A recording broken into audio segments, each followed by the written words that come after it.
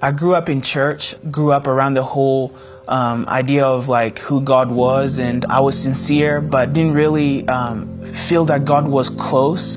Didn't feel felt that God was far away just by looking at what was going on in the world. I remember just whenever I heard the name of God, I just felt sometimes shame because I felt I wasn't good enough. We had a lot of rules in the Catholic Church. Into my early teens, I became an atheist, and there was a lot of death in my family, so I just lost my faith and lost my belief in God, and had a lot of questions in my mind about who God was and what happens in the afterlife. It seemed to start from a series of events that kind of took me from a place of being really close with the Lord and really sensitive to a place of just separation and walking away. I mean, I completely walked away. My dad passed away, and a series of things happened that just kind of led me astray, and I just gave up. And then eventually just kind of started chasing other idols and chasing things that became more important to me, and just had a lot more weight in my life, and they were just worthless, pointless things.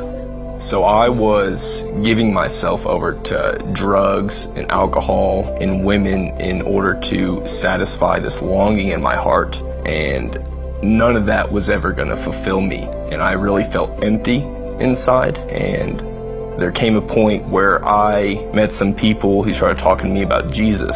I met a friend, and he began to tell me about Jesus, and I just didn't believe anything he said at first. I just blew it away. Like, I just blew it off, and I just thought to myself that this guy doesn't know what he's talking about, and he has no idea like what I've been through and all the questions that I have, and even like the hurt that I had inside of me. I just ignored him for a while, and he kept on saying like, you need Jesus, and he needs to come into your life and move all these things that are like blocking him from showing his love to you. I kind of went on this journey to find truth. Who is this guy named Jesus? Is he really who he says he is? And over a course of about 2 years, I found out who he was. And since then, I've been completely different. I've been wrecked. That this man, he loves me enough to die for me, someone who was completely in rebellion to what he was about. I remember one evening I was at a service at my college, and the speaker was talking about Hosea and God's jealousy for his people.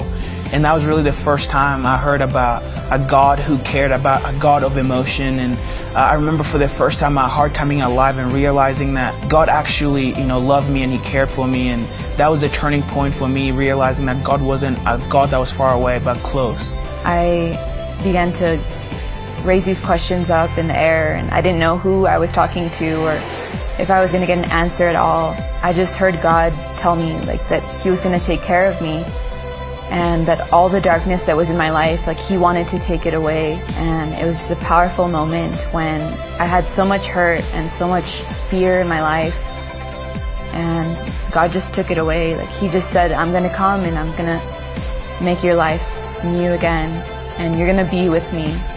It got really dark. I mean, even points of suicidal thoughts and just more of a overwhelming hopelessness. And in those moments, I'd always be able to find a Bible, and there'd be just key things where I knew he was drawing me back. And eventually I just came back to him, and it's just been such a blessing and such a life-changing thing. It's just unbelievable, the relationship that I was missing, that I didn't even know that I was missing. And it's an ongoing thing. I have not arrived in any sort of form, but it's a great journey and great adventure.